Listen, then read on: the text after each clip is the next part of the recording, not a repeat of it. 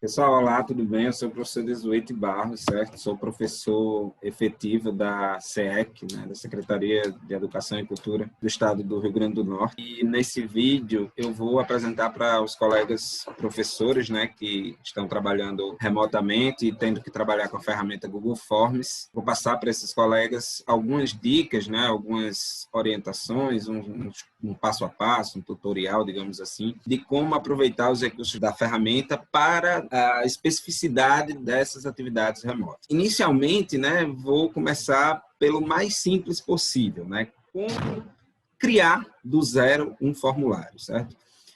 É sempre importante frisar que quando se trabalha com as ferramentas Google, o ideal é que você use o navegador Chrome, certo? Navegador do Google Chrome, e esteja sempre logado na sua principal conta do Gmail, né? Na sua principal conta do Google, né? Que é aquela conta que você usa o seu e-mail do Gmail. Se você não tem uma conta Google, a sugestão que eu dou é que você crie uma, pois para usar as ferramentas do Google for Education, né? Do Google para Educação, é importante ter uma conta Google, certo? É imprescindível, eu diria.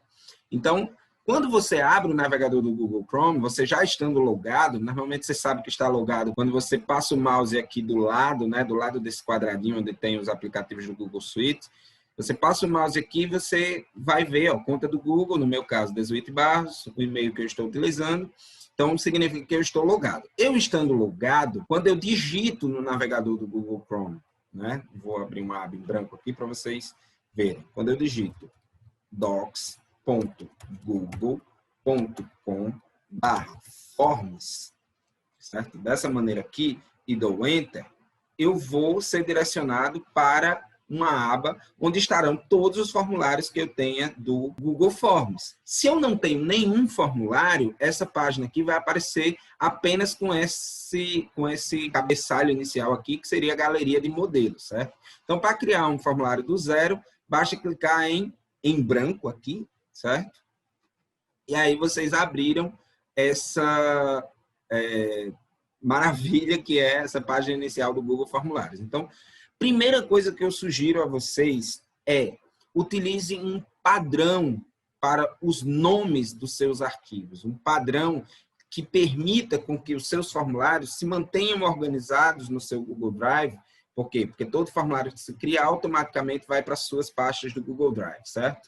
Então, ele vai criar um padrão de organização dos seus formulários de forma que você consiga achá-los sem mais dificuldades. Então, o padrão que eu, por exemplo, utilizo é sempre, primeiro, botar o nome, uma sigla que eu tenho para a instituição. Eu dou aula em 3 escolas. Então, eu tenho formulários para a Escola Estadual Professor Paulo Pinheiro, eu tenho formulários para a Escola Estadual Dom Adelino Dantas, eu tenho formulários para as instituições privadas em que eu trabalho. Então, eu preciso criar, eu criei, né, na verdade, uma sigla para não ficar um nome muito extenso para essas escolas. No caso do Paulo Pinheiro, que é Paulo Pinheiro de Viveiros, eu tenho a sigla PPV. Então, eu boto PPV, já está no meu nome do formulário, que é esse formulário que inicia com PPV, são formulários para essa escola tal. No PPV, eu dou aula para o matutino e para o noturno. No Adelino Dantas, eu dou aula para o vespertino e para o noturno. Então, a segunda informação que eu coloco no nome do meu formulário é referente a qual turno é, porque aí meus formulários vão ficar organizados por escola e dentro dos formulários da escola vão ficar organizados por turno. Então, eu boto PPV matutino, você pode botar só mate, a sigla, mas aí pode confundir com matemática, para quem é professor de matemática pode ficar confuso. Então, eu boto completo, matutino. E aí, se eu tenho formulários diferentes para mais de uma série, eu vou colocar a próxima informação no nome do meu formulário dessa série para a qual eu vou elaborar esse formulário. Então, 6º ano, que aí vai diferenciado do 7º, do 8º, por aí vai. 6º ano. Se eu quero fazer formulários diferentes para cada turma, que eu não recomendo que façam, né? Vai ser mais trabalhoso, você vai botar a turma aqui na frente, porque aí ele vai dividir também por turmas. Mas no meu caso, eu não utilizo. Então, PPV, matutino, 6º ano. No meu caso, eu tenho mais de uma disciplina. Então, é interessante também que eu bote de qual disciplina é esse formulário, né? No meu caso, eu tenho inglês e português. Então, eu boto aqui inglês, certo?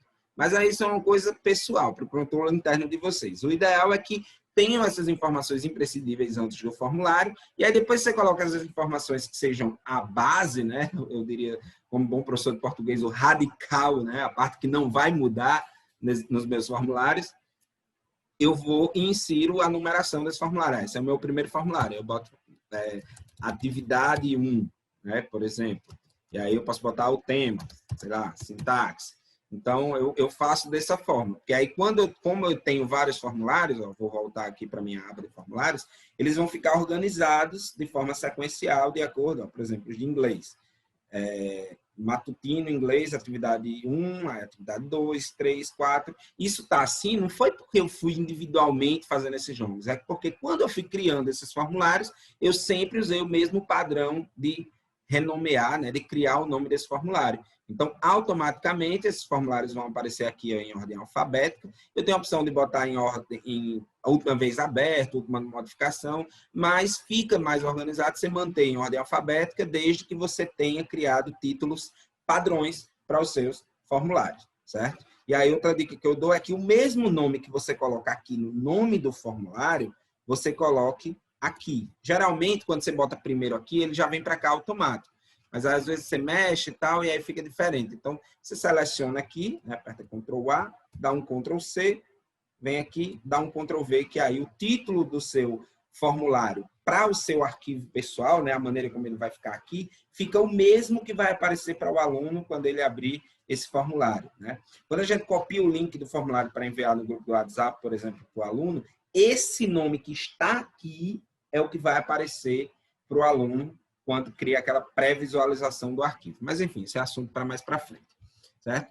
E aí, eu, particularmente, estou optando por inserir nessa parte aqui de descrição do formulário o máximo de informações possível sobre esse formulário, certo? Então, o mesmo texto, por exemplo, que eu boto lá no grupo do WhatsApp do meu aluno, eu coloco aqui também. Por que eu faço isso?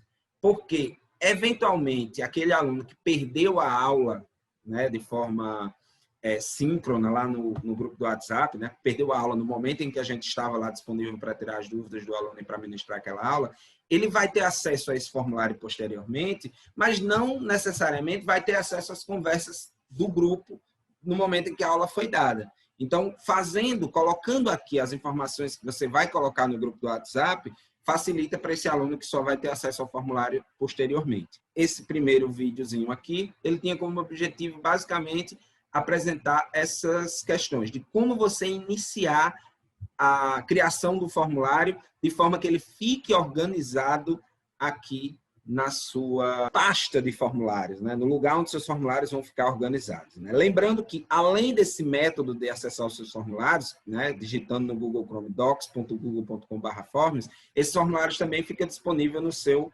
Google Drive, certo? Está aqui, drive.com.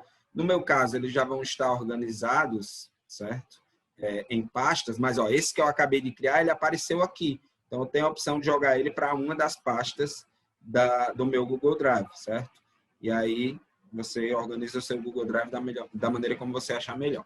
Ok? Mas voltando para cá, que é o que interessa para a gente, fazendo isso do jeito que eu falei aqui, seus formulários vão ficar organizados de forma alfabética, né, em ordem alfabética, de uma forma que você consiga trabalhar melhor, principalmente para quem tem mais de uma escola e várias turmas, como é o meu caso. Tá bom? Valeu. Vou fazer outros vídeos para vocês, explicando aí a parte mais prática de criar perguntas e organizar tudo no formulário, certo? Nosso próximo vídeo vai ser sobre isso. Beleza?